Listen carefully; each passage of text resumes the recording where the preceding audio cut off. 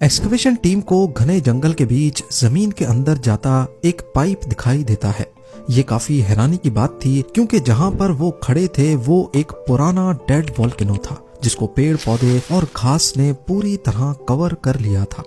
Pipe के अंदर देखने के लिए इसमें नाइट विजन कैमरा भेजने का फैसला किया गया। जब कैमरा अंदर गया तो करीब 30 मीटर नीचे जाने के बाद एक बहुत बड़े टनल का मंजर कैप्चर किया गया।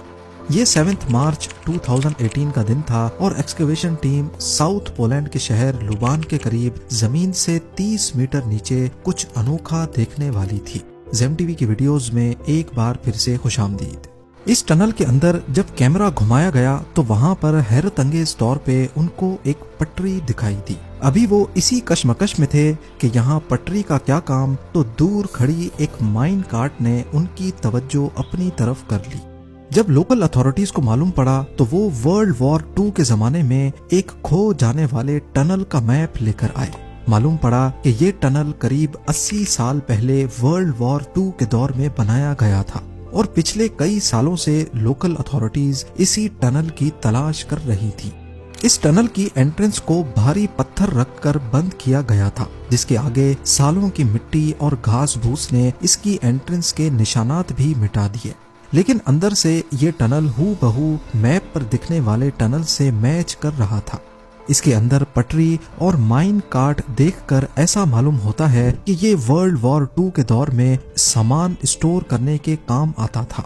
टनल में मौजूद अक्सर लोहे के सामान को जंग लग चुका था। यहाँ से बेलचा, ड्रिल बिट्स और कुडाल जैसे टूल्स उसी हालत में मिले जैसे उनको 80 साल पहले नाज़ी मिलिट्री के सोल्जर्स ने रखा था।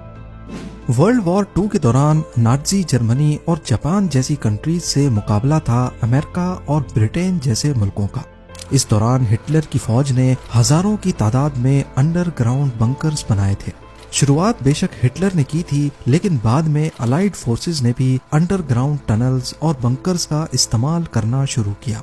वर्ल्ड वॉर 2 के दौरान बंकर्स काफी स्ट्रेटेजिक इंपॉर्टेंस रखते थे और इनका मकसद डिफेंस और ऑफेंस दोनों के लिए था। यानी कहीं पे इनका काम दुश्मन के हमलों से बचना होता तो कहीं ये दुश्मन पर हमला करने के लिए काम आते थे। ये बंकर्स दुश्मन की एयर स्ट्राइक्स और आर्टिलरी शेल से हिफाजत करते और सोल्जर्स को एक सिक्योर बेस फराहम करते थे। डिफेंसिव बंकर्स को फ्रंट लाइन पर इस तरह डिजाइन किया जाता कि वो दुश्मन के हमलों को रोक सकें, जैसे जर्मनी की अटलांटिक वॉल, जो अलाइड फोर्सेस के हमलों के खिलाफ एक मजबूत रुकावट थी। साथ ही कुछ बंकर्स को प्लानिंग के लिए यूज किया गया, जहां से कमांडर्स अपने ऑपरेशंस को सीक्रेटली मैनेज करते। वर्ल्ड वॉर 2 में इतने ज्यादा अंडरग्राउंड बंकर्स और वार रूम्स कंस्ट्रक्ट किए गए थे कि आज भी इनकी गिनती करना पॉसिबल नहीं है, क्योंकि इनमें से हजारों की तादाद में आज भी जमीन के अंदर कहीं दफन है। कहा जाता है कि वर्ल्ड वॉर 2 में अलाइड पावर्स और एक्सिस पावर्स ने अंडरग्राउंड बंकर्स पे इतना खर्चा किया था कि पूरी दुनिया में लोहे और सीमेंट की शॉर्टेज हो गई थी। एक एस्टीमेट के मुताबिक इन तमाम बंकर्स को बनाने में लगभग आज के 500 बिलियन से 1 ट्रिलियन डॉलर्स का खर्चा आया। यूं समझ लें कि अमेरिका की अफगानिस्तान में चलने वाली 20 साला जंग में रोजाना 300 मिलियन डॉलर्स खर्चा आता था, तो वर्ल्ड वॉर 2 में बंकर्स बनाने में रोजाना 460 मिलियन डॉलर्स।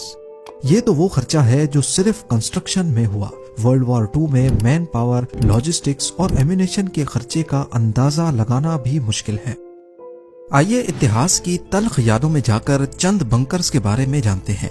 दी अटलांटिक वॉल एक बहुत बड़ा कोस्टल डिफेंस सिस्टम था जो नाज़ी जर्मनी ने वर्ल्ड वॉर 2 के दौरान बनाया। ये 2400 माइल्स या 3800 किलोमीटर तक यूरोप के कोस्ट लाइन पर फैला हुआ था, जिसका मकसद समंदर से अलाइड फोर्सेस के हमलों से बचना था। 1940 से 1944 के दरमियान बनाए गए इस सिस्टम में हजारों बंकर्स, एम्यूनेशन डिपो और किले शामिल थे। उस वक्त हिटलर का फ्रांस के कई इलाकों पर भी कब्जा था। अटलांटिक वॉल का एक हिस्सा नॉर्दर्न फ्रांस के इलाके नॉर्मंडी में भी फैला हुआ था, जहां लॉन्जेस सरमर नामी आर्टिलरी बैटरी इंस्टॉल की गई। ये बंकर्स हैवी बम्बार्डमेंट्स को फेस करने और हमलों के वक्त डिफेंसिव फायर देने के लिए डिजाइन किए गए थे। नॉर्वे की बात की जाए तो इसका निचला हिस्सा नॉर्थ अटलांटिक ओशन से आने वाली अलाइड फोर्सेस को रोकने के काम आ सकता था, तभी हिटलर ने यहाँ पर भी अटलांटिक वॉल के कुछ हिस्से गाड़े हुए थे। यहाँ पर क्रिस्टियन सैंड जैसे फोर्ट्रेसेस नेवल रूट्स को प्रोटेक्ट करते थे। इसके अलावा नेदरलैंड्स भी उस वक्त नाजी के कंट्रोल में था और यहाँ पर नॉर्थ अटलांटिक के कोस्ट पर हजारों सेफनियन नामी बंकर्स बनवाए गए थे। नाजी जर्मनी की इस पूरी अटलांटिक वॉल, जिसमें underground bunkers, depots, tunnels, artillery batteries और किले शामिल थे, को फ्रिट्ज टॉड नामी एक जर्मन इंजीनियर की कंपनी ने बनाया था। 2,60,000 वर्कर्स, जिनमें ज्यादातर कैदी थे, उनसे ये तमाम स्ट्रक्चर्स सिर्फ 2 से 4 सालों के दरमियान जबरदस्ती बनवाए गए।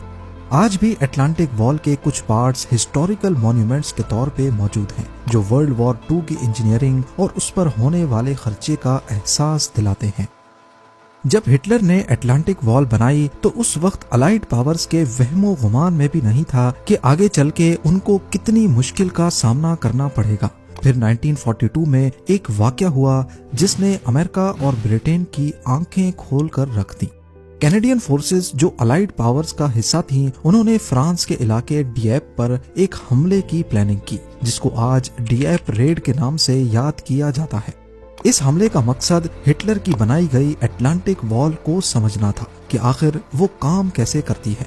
इन मजबूत कंक्रीट बंकर्स ने अलाइड अटैक को बुरी तरह नाकाम बना दिया। अलाइड ट्रूप्स जो कोस्ट लाइन पर लैंड करने की कोशिश कर रहे थे, वो नाजी जर्मनी के पावरफुल क्रॉस फायर का शिकार बन गए। ये अलाइड फोर्सेस के लिए एक बहुत बड़ा झटका था, क्योंकि उनको अटलांटिक वॉल की मजबूती से इतनी तवक्को नहीं थी। इस मिशन में 6,000 अलाइड सोल्जर्स आए थे, जिसमें से 3600 या तो मारे गए या फिर नाजी के हाथों कैदी बन गए। डिएप रेड के बाद अलाइड फोर्सेस को समझ आ गया कि अगर उन्हें हिटलर की हुकूमत पर कामयाब हमला करना है तो उन्हें भी बंकर्स और डिफेंसिव सिस्टम की प्लानिंग में काफी इन्वेस्टमेंट करनी होगी। लिहाजा यूनाइटेड किंगडम, फ्रांस और सोवियत यूनियन समेत कनाडा में भी बंकर्स और टनल्स की कंस्ट्रक्शन में खूब खर्चा किया गया। चर्चिल वॉर रूम्स एक अंडरग्राउंड कॉम्प्लेक्स था जो लंदन में बना था।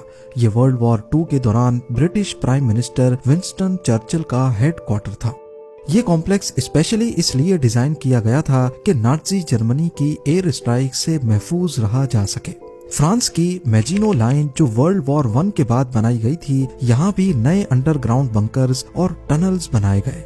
फ्रांस को यकीन था कि ये सिस्टम उनकी हिफाजत करेगा, लेकिन वर्ल्ड वॉर 2 में जर्मनी ने मेजिनो लाइन को साइड लाइन करते हुए बेल्जियम के रास्ते से फ्रांस पर कब्जा कर लिया। दुनिया के दूसरे कोने में जापान, जो वर्ल्ड वॉर 2 में हिटलर का साथ दे रहा था, वहां पर भी सैकड़ों अंडरग्राउंड बंकर्स खोदे गए। ईओ सीमा के अंडर एक पूरा नेटवर्क बनाया गया, जिसमें hidden artillery positions, storage rooms और लिविंग क्वार्टर्स शामिल थे।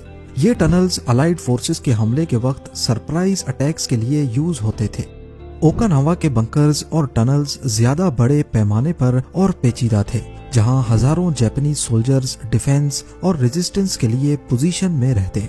ये डिफेंसिव सिस्टम अलाइड इन्वेजन्स को डिले करने और ज्यादा से ज्यादा को मौत के घाट उतारने के लिए डिजाइन किया गया था।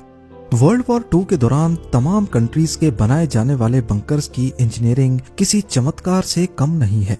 एक तो जंग का समा, ऊपर से हर चीज की शॉर्टेज, और इन सब चैलेंजेस के साथ साथ हर गुजरते लम्हे एयर स्ट्राइक का खतरा रहता। और तो और अंडरग्राउंड टनल्स की कंस्ट्रक्शन में वर्कर्स की दम घुटने से मौत भी हो जाती थी।